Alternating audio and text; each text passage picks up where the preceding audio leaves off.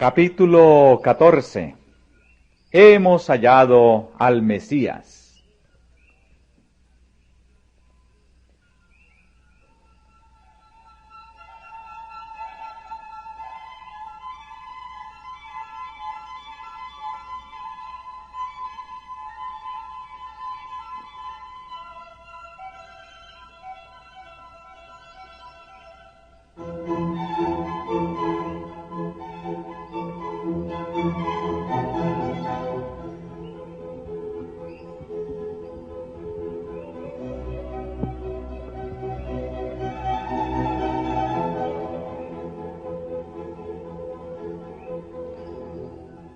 Juan el Bautista estaba predicando y bautizando en Betábara, al otro lado del Jordán. No quedaba muy lejos del lugar donde antaño Dios había detenido el río en su curso hasta que pasara Israel. A corta distancia de allí, la fortaleza de Jericó había sido derribada por los ejércitos celestiales. El recuerdo de dichos sucesos revivía en este tiempo y prestaba conmovedor interés al mensaje del Bautista. ¿No habría de volver a manifestar su poder para librar a Israel, aquel que había obrado tan maravillosamente en tiempos pasados?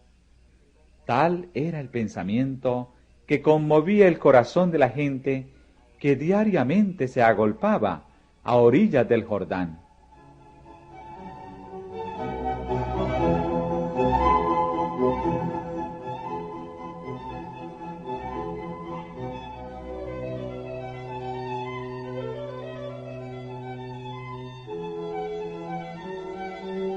La predicación de Juan se había posesionado tan profundamente de la nación que exigía la atención de las autoridades religiosas. El peligro que se produjera alguna insurrección inducía a los romanos a considerar con sospecha toda reunión popular y todo lo que tuviese el menor viso de un levantamiento del pueblo excitaba los temores de los gobernantes judíos. Juan no había reconocido la autoridad del Sanedrín ni pedido su sanción sobre su obra, y había reprendido a los gobernantes y al pueblo, a fariseos y saduceos por igual. Sin embargo, el pueblo le seguía ávidamente. El interés manifestado en su obra parecía aumentar de continuo. Aunque él no le había manifestado deferencia, el Sanedrín estimaba que, por enseñar en público, se hallaba bajo su jurisdicción.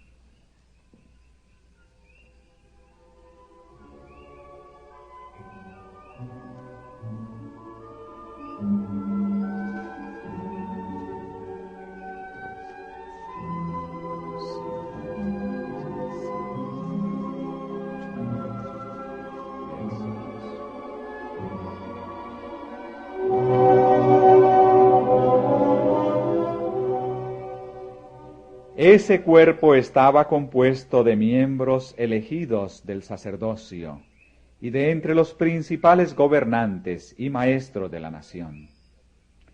El sumo sacerdote era quien lo presidía, por lo general. Todos sus miembros debían ser hombres de edad provecta, aunque no demasiado ancianos, hombres de saber, no sólo versados en la religión e historia de los judíos, sino en el saber general. Debían ser sin defecto físico y hombres casados y además padres, pues así era más probable que fuesen humanos y considerados. Su lugar de reunión era un departamento anexo al templo de Jerusalén. En el tiempo de la independencia de los judíos, el Sanedrín era la corte suprema de la nación y poseía la autoridad secular tanto como eclesiástica. Aunque en el tiempo de Cristo se hallaba subordinado a los gobernadores romanos, ejercía todavía una influencia poderosa en los asuntos civiles y religiosos.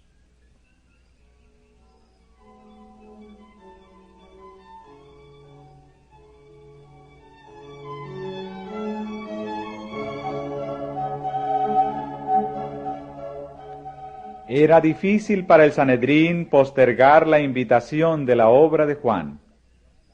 Algunos recordaban la revelación dada a Zacarías en el templo y su profecía de que su hijo sería el heraldo del Mesías.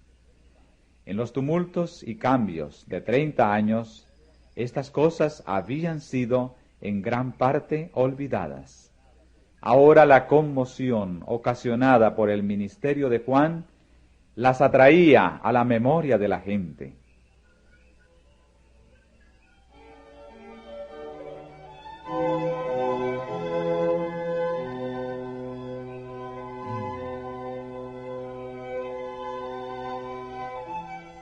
Hacía mucho que Israel no había tenido profeta. Hacía mucho que no se había realizado una reforma como la que se presenciaba. El llamamiento a confesar los pecados parecía nuevo y sorprendente. Muchos de entre los dirigentes no querían ir a oír las invitaciones y denuncias de Juan, por temor a verse inducidos a revelar los secretos de sus vidas. Sin embargo, su predicación era un anuncio directo del Mesías. Era bien sabido que las 70 semanas de las profecías de Daniel, que incluían el advenimiento del Mesías, estaban por terminar, y todos anhelaban participar en esa era de gloria nacional que se esperaba para entonces. Era tal el entusiasmo popular que el Sanedrín se vería pronto obligado a sancionar o a rechazar la obra de Juan. El poder que dicha asamblea ejercía sobre el pueblo estaba ya decayendo. Era para ella un asunto grave saber cómo mantener su posición. Esperando llegar a alguna conclusión, enviaron al Jordán una delegación de sacerdotes y levitas para que se entrevistaran con el nuevo maestro.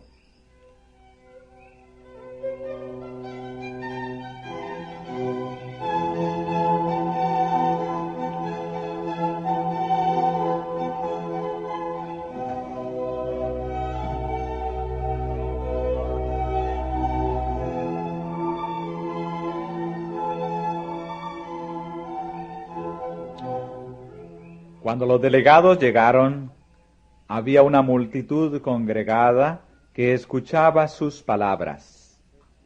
Con aire de autoridad, destinado a impresionar a la gente y a inspirar deferencia al profeta, llegaron los altivos rabinos. Con un movimiento de respeto, casi de temor, la muchedumbre les dio paso. Los notables, con lujosa vestimenta y con el orgullo de su posición y poder, se llegaron ante el profeta del desierto. ¿Tú quién eres?, preguntaron. No soy yo el Cristo, contestó Juan, sabiendo lo que ellos pensaban. ¿Qué pues? ¿Eres tú Elías? No soy. ¿Eres tú el profeta? No.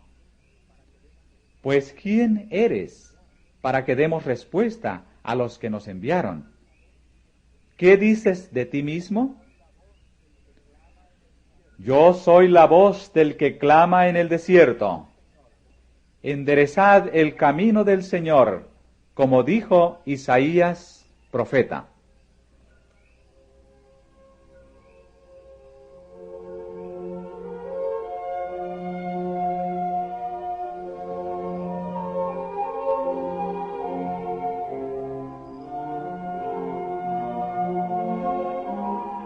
El pasaje al que se refirió Juan es la hermosa profecía de Isaías. Consolaos, consolaos, pueblo mío, dice vuestro Dios. Hablad al corazón de Jerusalén. Decidle a voces que su tiempo es ya cumplido, que su pecado es perdonado.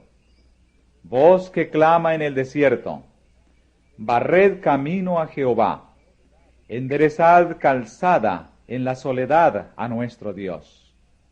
Todo valle sea alzado, y bájese todo monte y collado, y lo torcido se enderece, y lo áspero se allane. Y manifestaráse la gloria de Jehová, y toda carne juntamente la verá.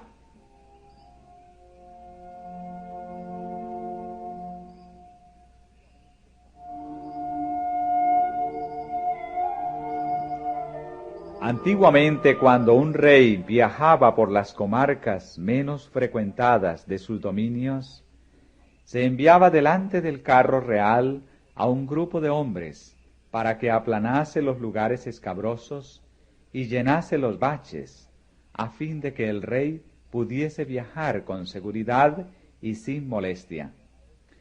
Esta costumbre es la que menciona el profeta para ilustrar la obra del Evangelio. Todo valle sea alzado, y bájese todo monte y collado. Cuando el Espíritu de Dios conmueve el alma con su maravilloso poder de despertarla, humilla el orgullo humano. El placer mundanal, la jerarquía y el poder son tenidos por inútiles. Son destruidos los consejos y toda altura que se levanta contra la ciencia de Dios, y se sujeta todo intento a la obediencia de Cristo. Entonces la humildad y el amor abnegado, tan poco apreciados entre los hombres, son ensalzados como las únicas cosas de valor. Tal es la obra del Evangelio, de la cual el mensaje de Juan era una parte.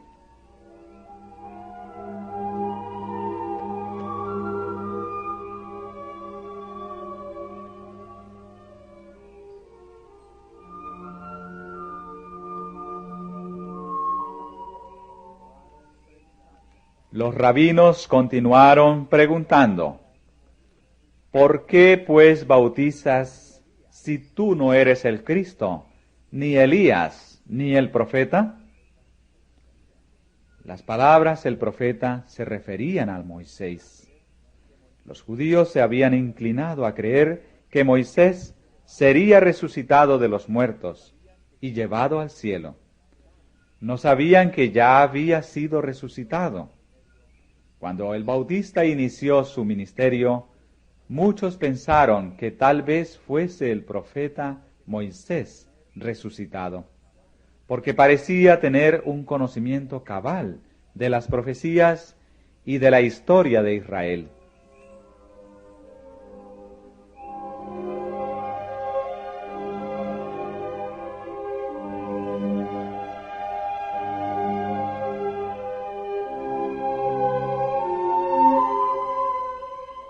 También se creía que antes del advenimiento del Mesías, Elías aparecería personalmente.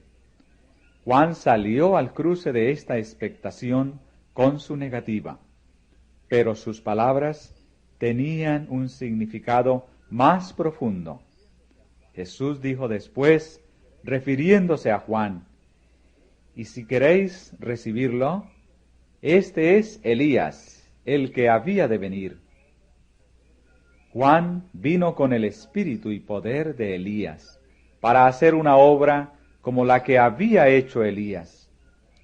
Si los judíos le hubiesen recibido, esta obra se habría realizado en su favor, pero no recibieron su mensaje. Para ellos no fue Elías, no pudo cumplir en favor de ellos la misión que había venido a realizar.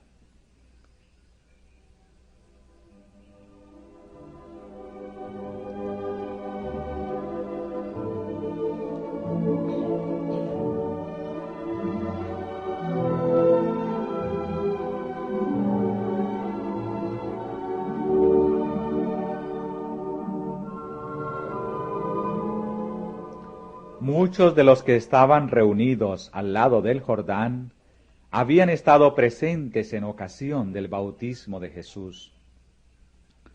Pero la señal dada entonces había sido manifiesta para unos pocos de entre ellos.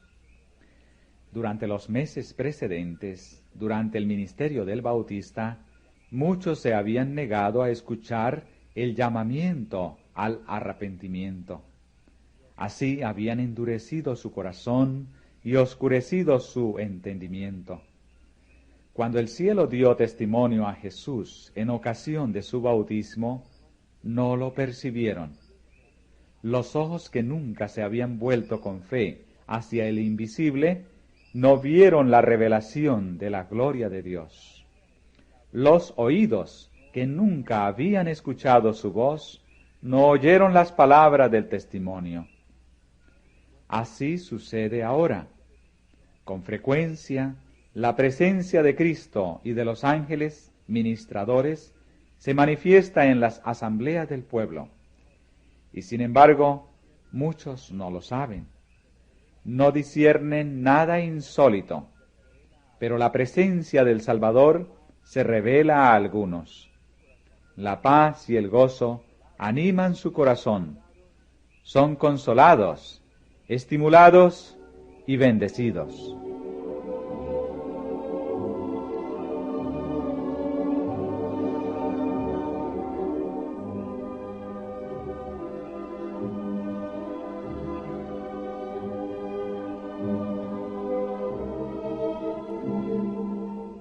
Los diputados de Jerusalén habían preguntado a Juan, ¿por qué pues bautizas? Y estaban aguardando su respuesta. Repentinamente, al pasear Juan la mirada sobre la muchedumbre, sus ojos se iluminaron, su rostro se animó, todo su ser quedó conmovido por una profunda emoción. Con la mano extendida, exclamó, «Yo bautizo con agua, pero en medio de vosotros está uno a quien no conocéis. Él mismo viene después de mí, a quien no soy digno de desatar la correa de sus zapatos».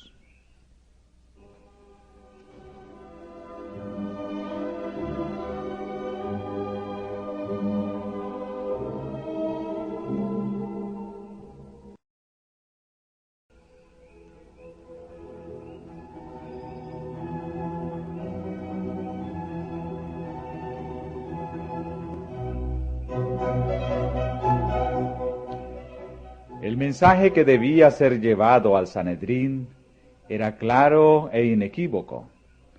Las palabras de Juan no podían aplicarse a otro, sino al Mesías prometido. Éste se hallaba entre ellos. Con asombro, los sacerdotes y gobernantes miraban en derredor suyo, esperando descubrir a aquel de quien había hablado Juan, pero no se le distinguía entre la multitud. Cuando en ocasión del bautismo de Jesús, Juan le señaló como el Cordero de Dios, una nueva luz resplandeció sobre la obra del Mesías. La mente del profeta fue dirigida a las palabras de Isaías. Como cordero fue llevado al matadero. Durante las semanas que siguieron, Juan estudió con nuevo interés las profecías y la enseñanza de las ceremonias de los sacrificios. No distinguía claramente las dos fases de la obra de Cristo, como sacrificio doliente y como Rey vencedor, pero veía que su venida tenía un significado más profundo que el que discernían los sacerdotes y el pueblo. Cuando vio a Jesús entre la muchedumbre, al volver él del desierto, esperó confiadamente que daría al pueblo alguna señal de su verdadero carácter. Casi impacientemente esperaba oír al Salvador declarar su misión. Pero Jesús no pronunció una palabra ni dio señal alguna. No respondió al anuncio que hiciera el Bautista acerca de él, sino que se mezcló con los discípulos de Juan sin dar evidencia externa de su obra especial, ni tomar medidas que lo pusiesen en evidencia.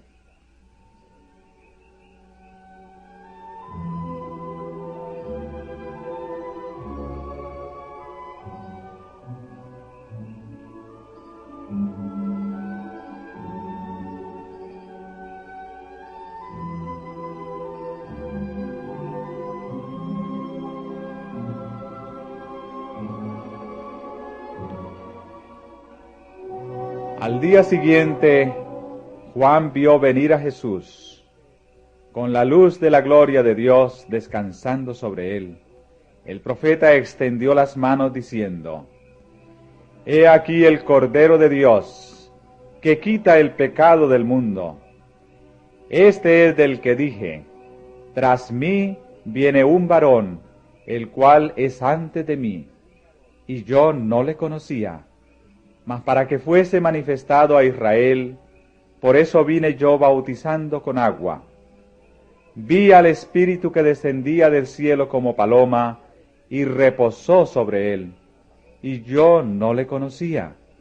Mas el que me envió a bautizar con agua, aquel me dijo: sobre quien vieres descender el Espíritu, y que reposa sobre él, este es el que bautiza con Espíritu Santo. Y yo le vi, y he dado testimonio, que este es el Hijo de Dios.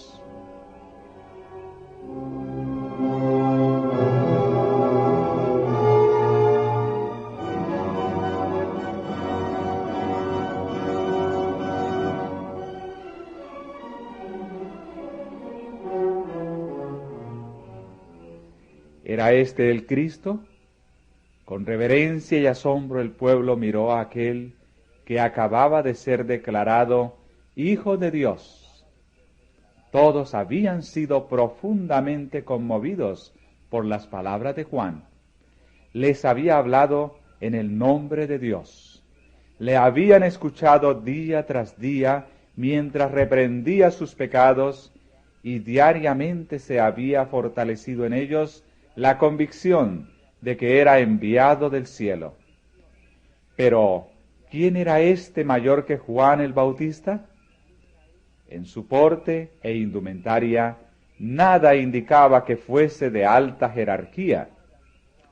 Aparentemente era un personaje sencillo, vestido como ellos, con la humilde vestimenta de los pobres.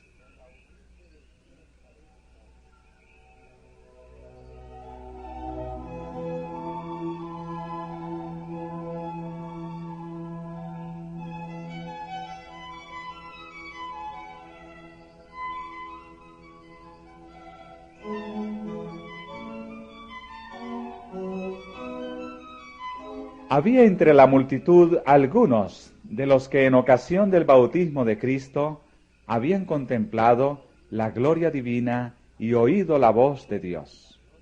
Pero desde entonces el aspecto del Salvador había cambiado mucho.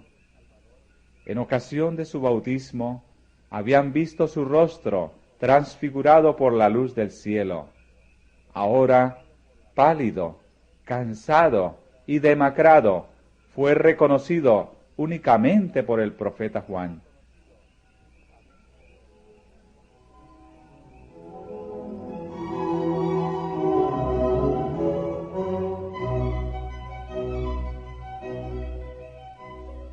Pero al mirarle, la gente vio un rostro donde la compasión divina se aunaba con la conciencia del poder. Toda mirada de sus ojos, todo rasgo de su semblante, estaba señalado por la humildad y expresaba un amor indecible. Parecía rodeado por una atmósfera de influencia espiritual. Aunque sus modales eran amables y sencillos, daba a los hombres una impresión de un poder escondido, pero que no podía ocultarse completamente. ¿Era este aquel a quien Israel había esperado tanto tiempo?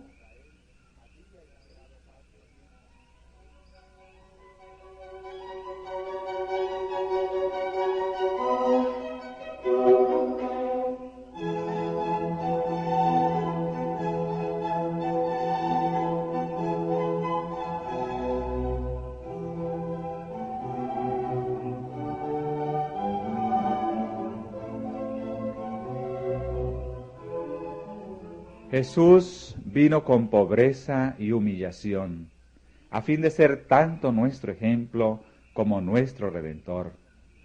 Si hubiese aparecido con pompa real, ¿cómo podría habernos enseñado la humildad? ¿Cómo podría haber presentado verdades tan terminantes en el Sermón del Monte? ¿Dónde habría quedado la esperanza de los humildes en esta vida si Jesús hubiese venido a morar como Rey entre los hombres?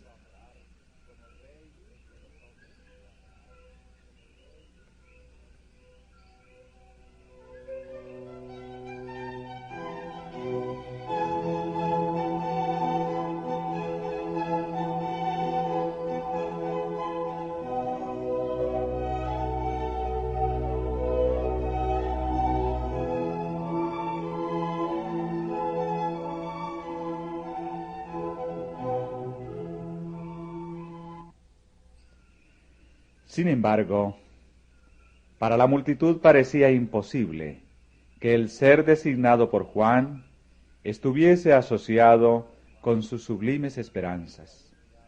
Así muchos quedaron chasqueados y muy perplejos.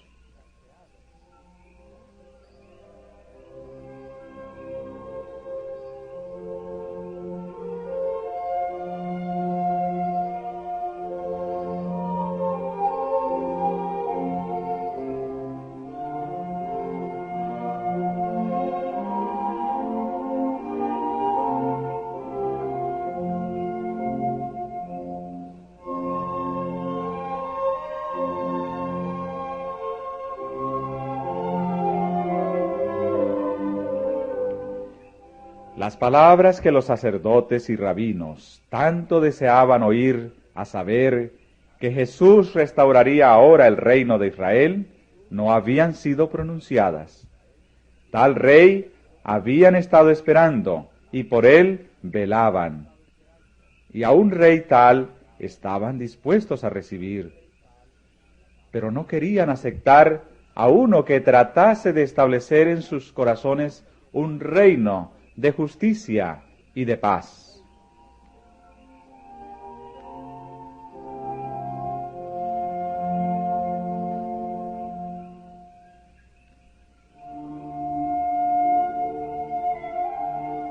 Al día siguiente, mientras 2 discípulos estaban cerca, Juan volvió a ver a Jesús entre el pueblo. Otra vez se iluminó el rostro del profeta con la gloria del invisible, mientras exclamaba: «He aquí el Cordero de Dios». Las palabras conmovieron el corazón de los discípulos. Ellos no las comprendían plenamente. ¿Qué significaba el nombre que Juan le había dado, Cordero de Dios? Juan mismo no lo había explicado.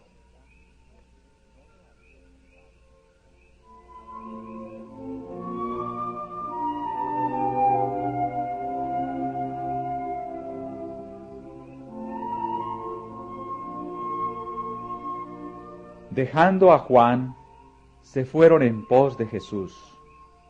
Uno de ellos era Andrés, hermano de Simón. El otro, Juan, el que iba a ser el evangelista. Estos fueron los primeros discípulos de Cristo.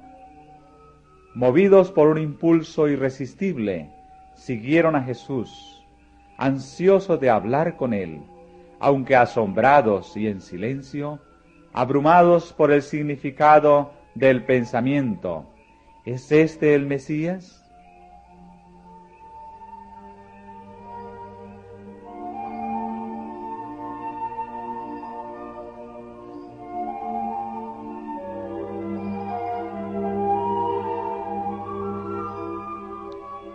Jesús sabía que los discípulos le seguían. Eran las primicias de su ministerio, y había gozo en el corazón del Maestro Divino al ver a estas almas responder a su gracia. Sin embargo, volviéndose les preguntó: ¿qué buscáis? Quería dejarlos libres para volver atrás, o para expresar su deseo.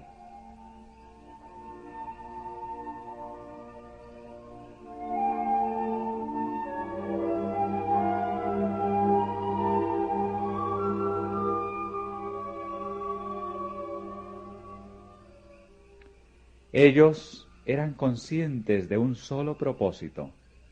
La presencia de Cristo llenaba su pensamiento.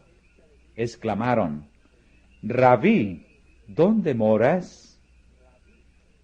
En una breve entrevista, a orillas del camino, no podían recibir lo que anhelaban. Deseaban estar a solas con Jesús, sentarse a sus pies y oír sus palabras.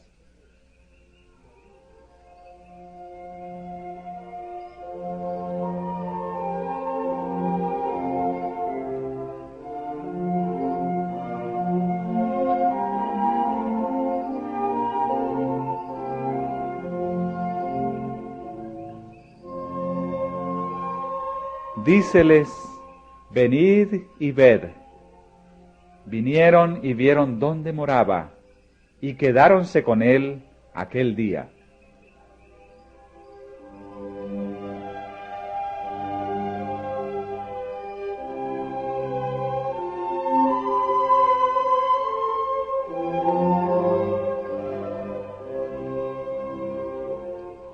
Si Juan y Andrés hubiesen estado dominados por el espíritu incrédulo de los sacerdotes y gobernantes, no se habrían presentado como discípulos a los pies de Jesús. Habrían venido a él como críticos para juzgar sus palabras. Muchos cierran así la puerta a las oportunidades más preciosas. No sucedió así con estos primeros discípulos. Habían respondido al llamamiento del Espíritu Santo, manifestado en la predicación de Juan el Bautista. Ahora reconocían la voz del Maestro Celestial. Para ellos, las palabras de Jesús estaban llenas de refrigerio, verdad y belleza. Una iluminación divina se derramaba sobre las enseñanzas de las Escrituras del Antiguo Testamento. Los multilaterales temas de la verdad se destacaban con una nueva luz.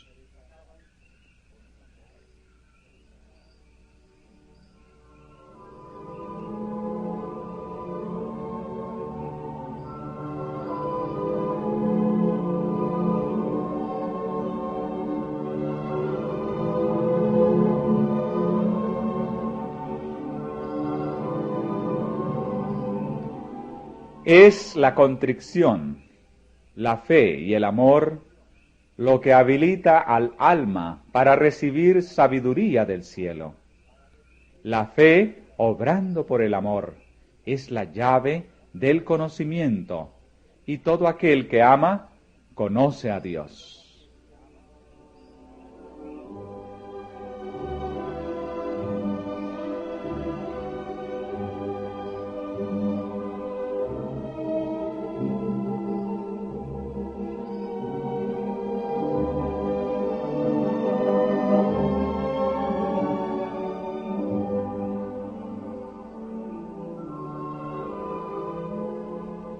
El discípulo Juan era de afectos sinceros y profundos, aunque de naturaleza contemplativa.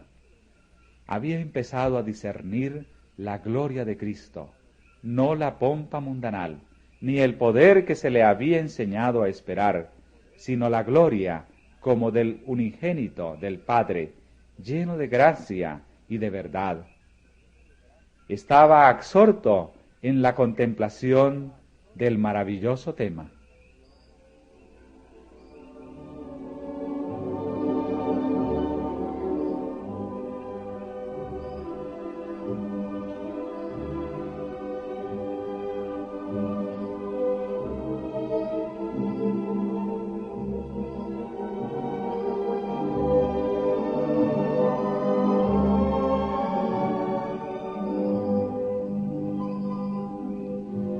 Andrés trató de impartir el gozo que llenaba su corazón. Yendo en busca de su hermano Simón, exclamó: «Hemos hallado al Mesías». Simón no se hizo llamar dos veces. Él también había oído la predicación de Juan el Bautista y se apresuró a ir al Salvador. Los ojos de Jesús se posaron sobre él, leyendo su carácter y su historia, su naturaleza impulsiva, su corazón amante y lleno de simpatía, su ambición y confianza en sí mismo, la historia de su caída, su arrepentimiento, sus labores y su martirio. El Salvador lo leyó todo y dijo: Tú eres Simón, hijo de Jonás. Tú serás llamado Cefas, que quiere decir piedra.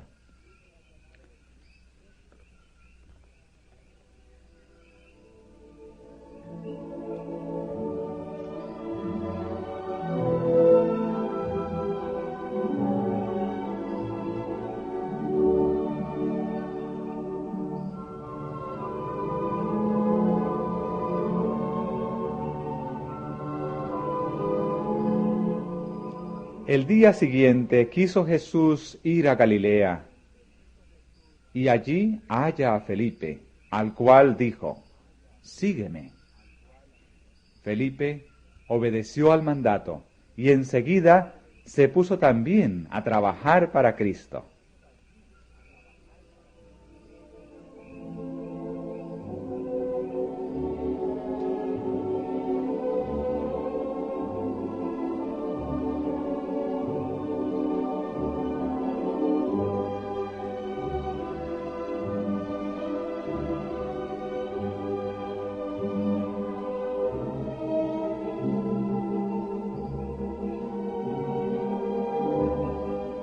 Felipe llamó a Natanael.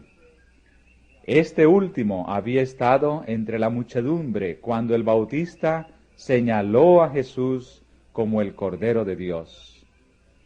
Al mirar a Jesús, Natanael quedó desilusionado. ¿Podía ser el Mesías este hombre que llevaba señales de pobreza y de trabajo? Sin embargo, Natanael no podía decidirse a rechazar a Jesús, porque el mensaje de Juan le había convencido en su corazón.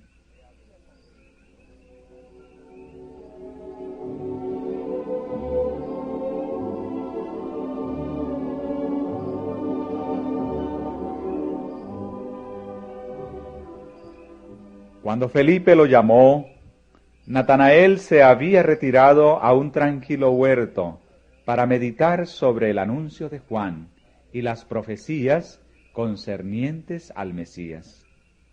Estaba rogando a Dios que si el que había sido anunciado por Juan era el libertador, se lo diese a conocer. Y el Espíritu Santo descendió para impartirle la seguridad de que Dios había visitado a su pueblo y le había suscitado un cuerno de salvación. Felipe sabía que su amigo Natanael escudriñaba las profecías y lo descubrió en su lugar de retiro mientras oraba debajo de una higuera donde muchas veces habían orado juntos, ocultos por el follaje.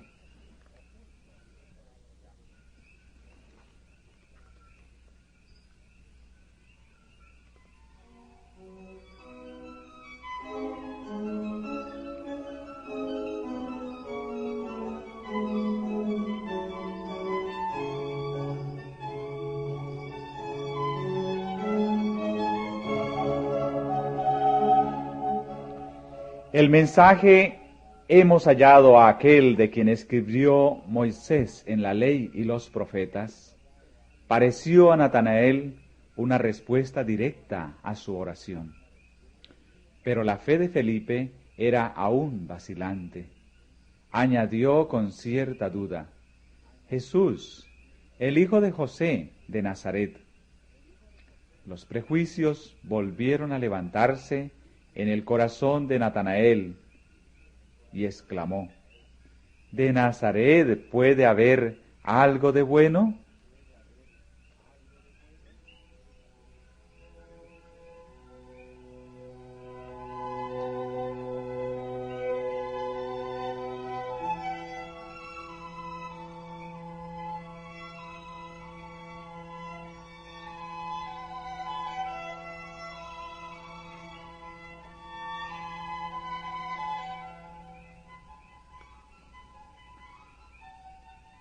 Felipe no entró en controversia. Dijo: ven y ve. Jesús vio venir así a Natanael y dijo de él: he aquí un verdadero israelita, en el cual no hay engaño. Sorprendido, Natanael exclamó: ¿de dónde me conoces? Respondió Jesús y díjole: antes que Felipe te llamara, cuando estabas debajo de la higuera, yo te vi.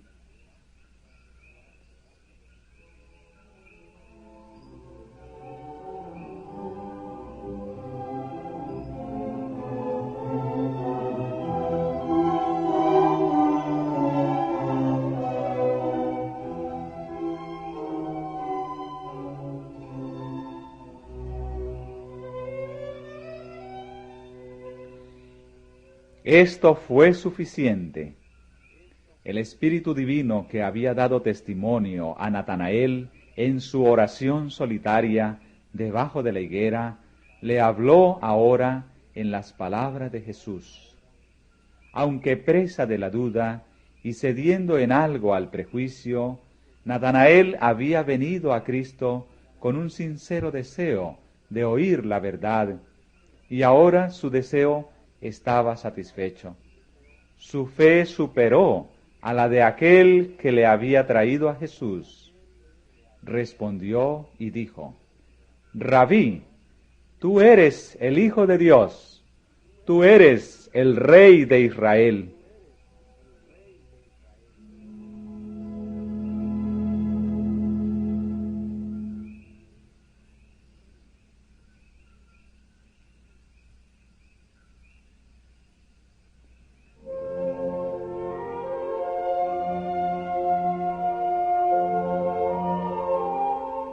Si Natanael hubiese confiado en los rabinos para ser dirigido, nunca habría hallado a Jesús.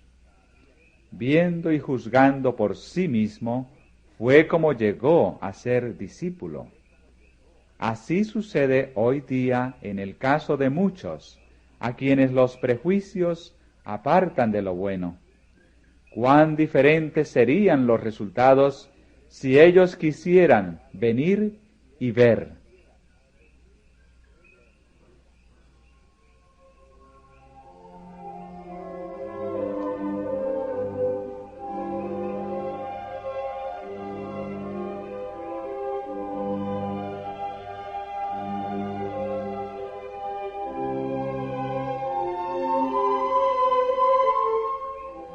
Ninguno llegará a un conocimiento salvador de la verdad mientras confíe en la dirección de la autoridad humana. Como Natanael, necesitamos estudiar la palabra de Dios por nosotros mismos y pedir la iluminación del Espíritu Santo. Aquel que vio a Natanael debajo de la higuera nos verá en el lugar secreto de oración. Los ángeles del mundo de luz están cerca de aquellos que con humildad solicitan la dirección divina.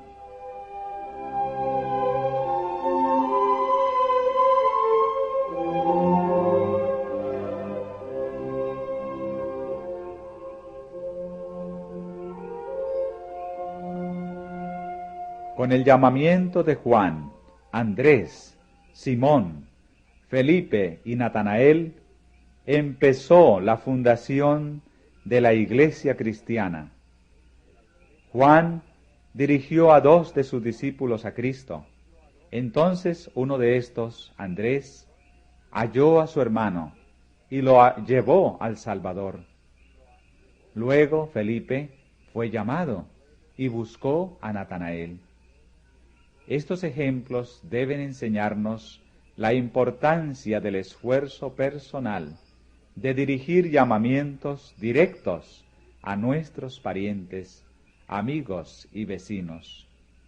Hay quienes durante toda la vida han profesado conocer a Cristo y sin embargo no han hecho nunca un esfuerzo personal para traer siquiera un alma al Salvador. dejan todo el trabajo al predicador. Tal vez él esté bien preparado para su vocación, pero no puede hacer lo que Dios ha dejado para los miembros de la Iglesia.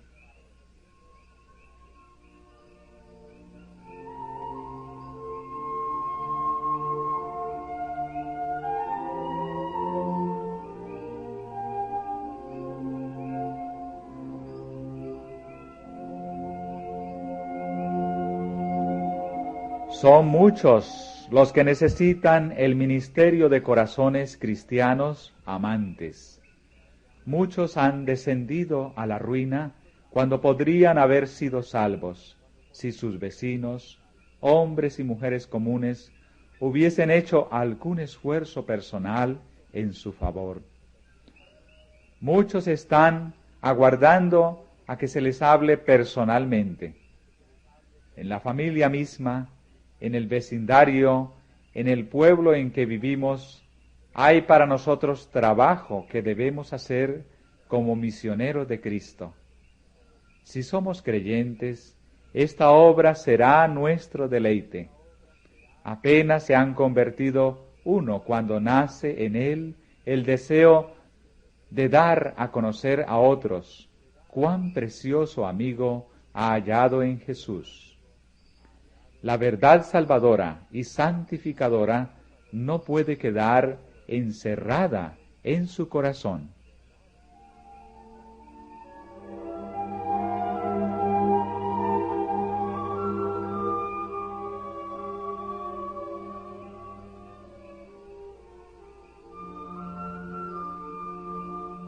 Todos los que se han consagrado a Dios serán conducto de luz.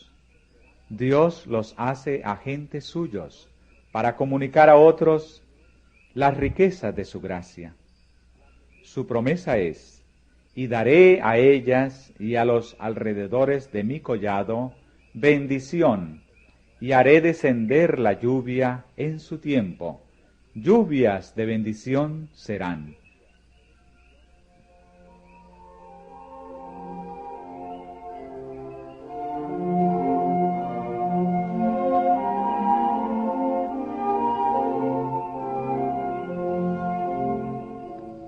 Felipe dijo a Natanael: ven y ve. No le pidió que aceptase el testimonio de otro, sino que contemplase a Cristo por sí mismo. Ahora que Jesús ascendió al cielo, sus discípulos son sus representantes entre los hombres, y una de las maneras más eficaces de ganar almas para Él consiste en ejemplificar su carácter en nuestra vida diaria.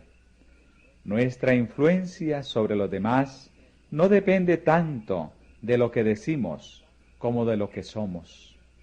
Los hombres pueden combatir y desafiar nuestra lógica, pueden resistir nuestras súplicas, pero una vida de amor desinteresado es un argumento que no pueden contradecir.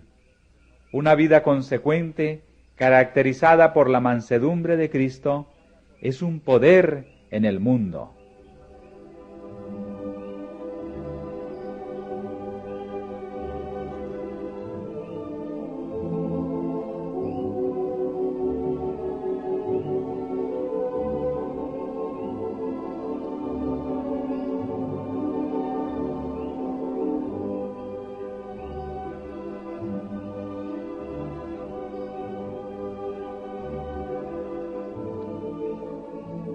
La enseñanza de Cristo fue la expresión de una convicción íntima y de la experiencia, y los que aprenden de Él llegan a ser maestros según el orden divino.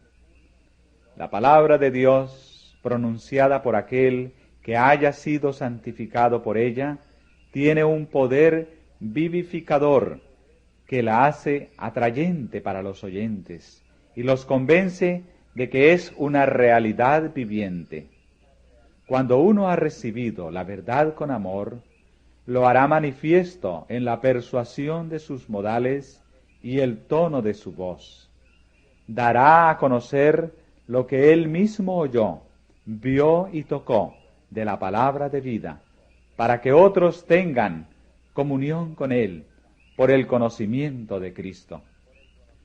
Su testimonio, de labios tocados por un tizón ardiente del altar, es verdad para el corazón dispuesto a recibirlo y santifica el carácter.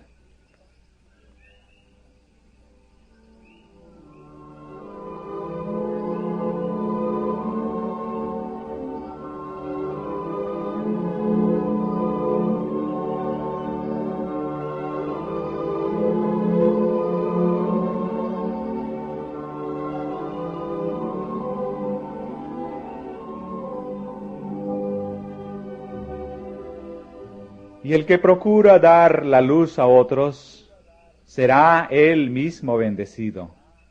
Habrá lluvias de bendición. El que riega será él mismo regado.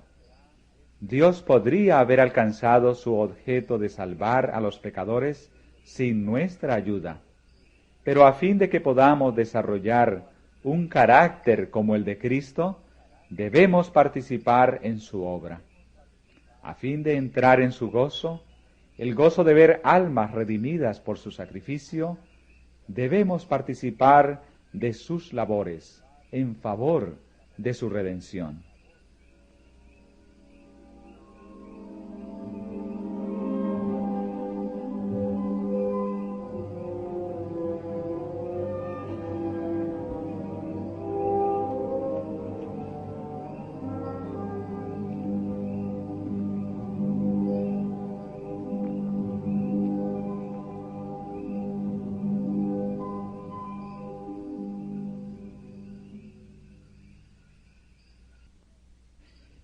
La primera expresión de la fe de Natanael, tan completa, ferviente y sincera, fue como música en los oídos de Jesús.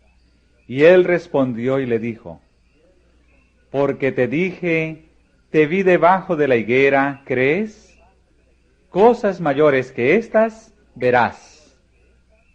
El Salvador miró hacia adelante con gozo, considerando su obra de predicar las buenas nuevas a los abatidos, de vendar a los quebrantados de corazón y proclamar libertad a los cautivos de Satanás.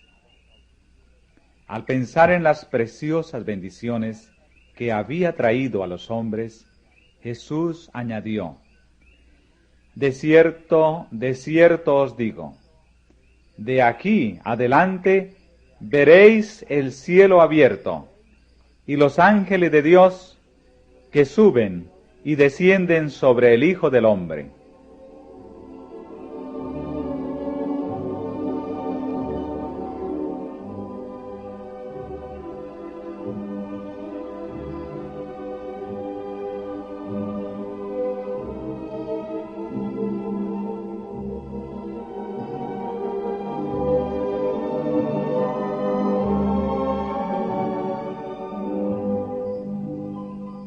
Con esto, Cristo dice en realidad: en la orilla del Jordán, los cielos fueron abiertos, y el Espíritu descendió sobre mí en forma de paloma. Esta escena no fue sino una señal de que soy el Hijo de Dios. Si creéis en mí como tal, vuestra fe será vivificada. Veréis que los cielos están abiertos y nunca se cerrarán. Los he abierto a vosotros. Los ángeles de Dios están ascendiendo y llevando las oraciones de los menesterosos y angustiados al Padre Celestial. Y al descender, traen bendición y esperanza, valor, ayuda y vida a los hijos de los hombres.